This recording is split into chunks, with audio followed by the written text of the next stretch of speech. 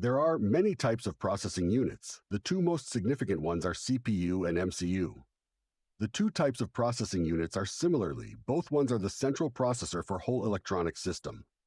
CPU is more generalizable, powerful unit which can run operating systems that are likely to desktop computers. MCU, by contrast, it is specific and smaller processing, for example, fans motor driver or CCTV and so on. Raspberry Pi Pico is the latter, MCU development board that does specific and smaller processing for things using circuits.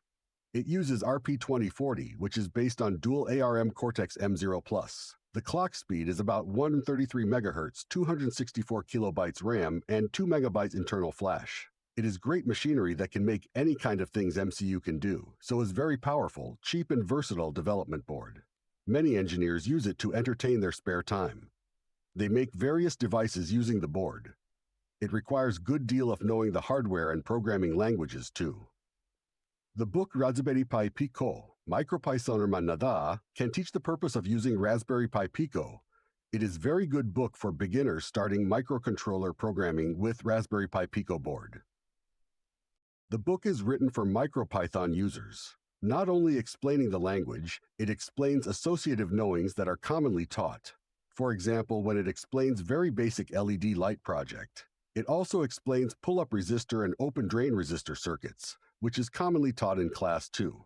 So learning is possible with ease for anyone who can understand technical things.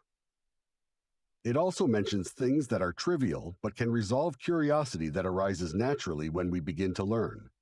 It makes effective learning experiences grasping all aspect of knowings required for using Raspberry Pi Pico. In Korean book industry, there are less number of books explaining Raspberry Pi Pico, so there is limited capacity for selecting. However, this book is good book that explains Raspberry Pi Pico and can be applied for other languages in C or C++. Very good resource for learning the board. I recommend this book with 10 out of 10 ratings.